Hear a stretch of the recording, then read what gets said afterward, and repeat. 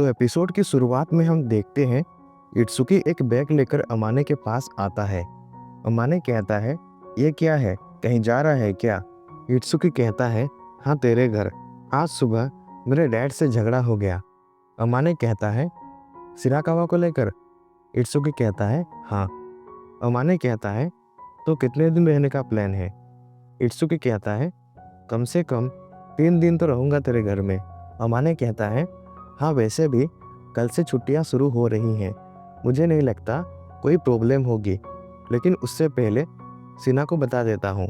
अगले सीन में हम देखते हैं इत्सुकी सिना से कहता है, मेरे वजह से तुम्हें कुछ दिनों के लिए परेशानी होगी। सिना कहती है, अरे इसमें परेशानी की क्या बात है, हम तीनों आज बैठकर आराम से बातें करेंगे। इसके बाद सिना कहती है, ठीक है, मैं डिनर की तैयारी करती हूँ, तुम लोग आराम से हॉल में बैठो। ये कहते हुए वो डिनर बनाने चली जाती है। थोड़ी देर बाद खाना तैयार हो जाता है। इत्सुकी इतना अच्छा खाना देखकर सिना की तारीफ करने लगता है।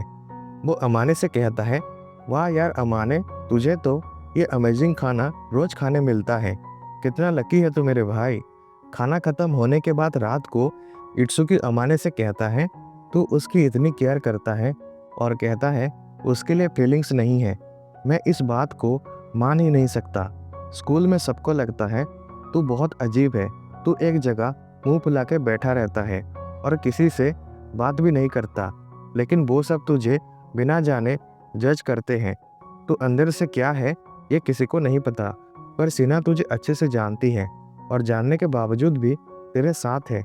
ये देखकर मुझे बहुत खुशी होती है। सिना तुझ पे बहुत भरोसा करती है। इससे पहले कि देर हो जाए संभल जा, नहीं तो बाद में बहुत पछताएगा। अगली सुबह सिराकावा भी आ जाती है। पता चलता है वो सिना के घर में रुकने वाली है। इसके बाद वो सभी खाना खा रहे होते हैं।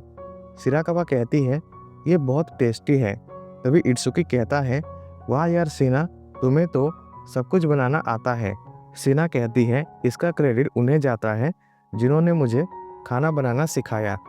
सिराकावा कहती है, अगर मैंने भी उनसे सीखा होता तो मैं भी सिना की तरह एक मास्टर शेफ बन जाती। अमाने कहता है, तुम्हें सिना से सीखना चाहिए। सिराकावा कहती है, मुझे नहीं लगता मैं कभी इसकी तरह बन पाऊंगी, ये थोड़ी सी खड़ूस है। अमाने कहता है, तुम्हें सिना से ऐसे बात नहीं करना चाहिए। सिराकावा कहती है, ओ सॉरी, लेकिन ये हमेशा स्कूल में बहुत ही सीरियस लगती है। सिना कहती है, मैं सच में खड़ूस लगती हूँ क्या? सिराकावा कहती है, शायद खड़ूस कहना ठीक नहीं होगा, लेकिन तुम अलग रहती हो। ना तुम किसी से बात करती हो, ना मिलती हो, सिर्फ अपने आप में ही रहती हो। लेकिन जब मैं तुम्हारा ये क्यूट और मासूम सा चेहरा देखती हूँ, तब मुझे पता चलता है तुम असल में कैसी हो। वो उसे गले लगा लेती है और कहती है, मुझे ये वाली सिना बहुत पसंद है। इसके बाद रात को सिराकावा अमाने के पास सिना का एक फ़ोटो सेंड करती है, जिसमें सिना टेडी बियर के साथ होती है। तभी इत्सुकी अमाने का एक फ़ोटो उठा लेता है। वो कहता है, सिराकावा ने मुझे कहा था तेरी भी एक फ़ोटो उसे भेज दूँ। अमाने कहता है, लेकिन तू मेरा फ़ोटो लेके करेगा क्या? इत्सुकी कहता है, तू बस देखता जा। अगली सुबह इत्सुकी सिराकावा के साथ वहाँ से चला जाता है, क्योंकि उसका 3 दिन पूरा हो गया था। वो अब 2 दिन के लिए सिराकावा के घर में रहने वाला था। अगले सीन में हम देखते हैं अमाने सिना से कहता है, सिराकावा ने मुझे तुम्हारी एक फ़ोटो भेजी थी, तुमने टेडी बियर को संभाल कर रखा है। सिना कहती है, क्यों नहीं रखूँगी, आखिर वो तुमने मुझे दिया है, मैं उसे संभाल कर रखूँगी। मैं रोज़ उसका ख्याल रखती हूँ, उससे प्यार करती हूँ, मैं उसे गले लगाकर सोती हूँ। तभी वो शर्मा जाती है और कहती है, मैंने कुछ नहीं कहा, मैंने जो भी कहा तुम उसे भूल जाओ। तुम मेरे बारे में क्या सोचोगे कि मैं कोई छोटी बच्ची हूँ जो एक टॉय को गले लगाकर सोती है? अब तुम्हें भी ऐसा कुछ बताना होगा जिससे तुम्हें शर्म आती है, तभी हिसाब बराबर होगा। अगर तुमने मुझे नहीं बताया तो मैं इत्सुकी को मैसेज करके पूछ लूँगी। अमाने कहता है, अरे पर तुम्हारे पास उसका नंबर कहाँ से आया? सिना कहती है, मैंने सिराकावा से मांगा था और अब हमारी काफ़ी बातें भी होती हैं, यहाँ तक कि कल वाली फ़ोटो। ये कहते हुए वो रुक जाती है और अपने आप को पिलो से छुपा लेती है। तभी उसके फ़ोन में एक मैसेज आता है। उसे देखने के बाद वो थोड़ा सैड हो जाती है। अमाने कहता है, क्या हुआ? सीना कहती है, कुछ नहीं, सब कुछ ठीक है, तुम फिक्र मत करो। अगले सीन में हम देखते हैं अमाने कहीं बाहर से घर आता है।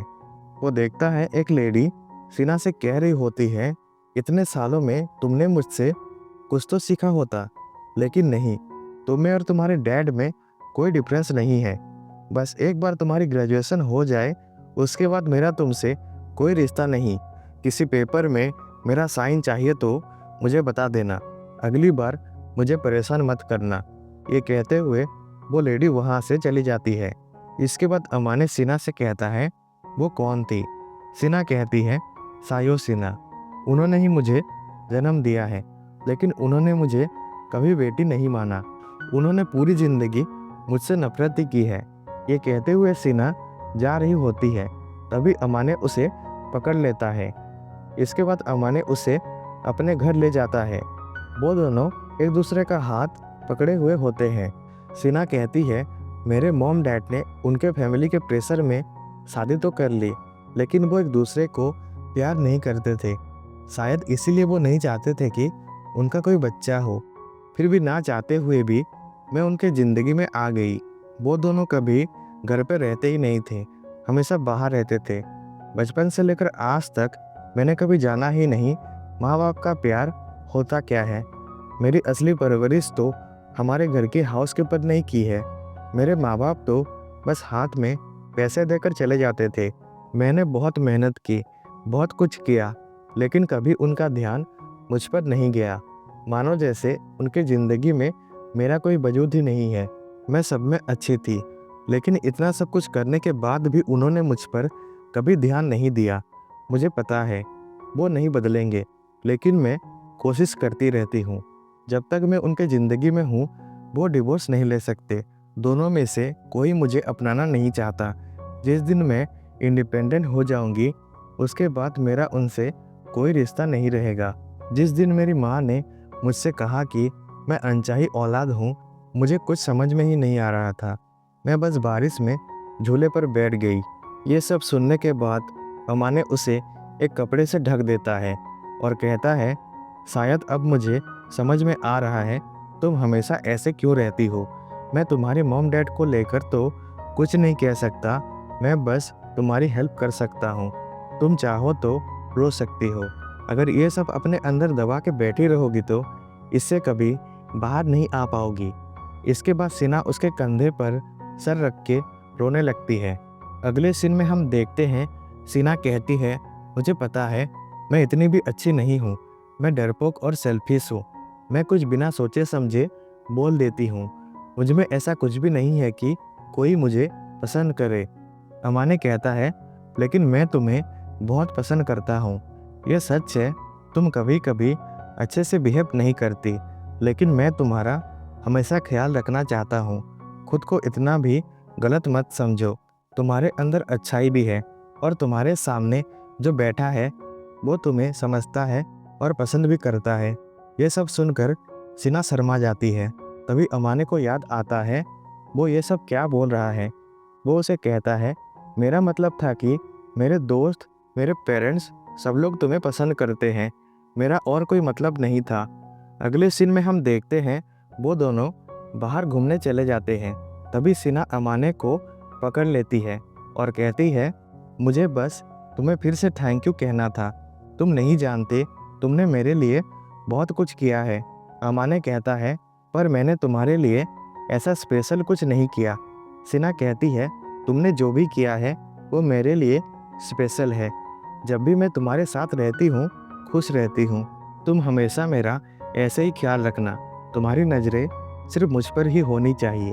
अमाने कहता है, फिलहाल तो मैं तुम्हें नहीं देख पा रहा हूँ। सीना कहती है, देखने की ज़रूरत भी नहीं है। अमाने कहता है, यार मैं तुम्हारा क्या करूँ। इसके बाद अमाने उसे चेरी ब्लॉसम्स दिखाता है।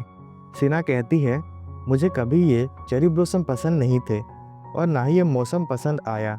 कभी कोई नहीं था जिसका मैं हाथ पकड़ सकूं, कोई नहीं था जिससे बात कर सकूं, इसलिए मुझे कभी ये मौसम पसंद नहीं आया। अमाने कहता है, लेकिन अब मैं हूँ तुम्हारे साथ।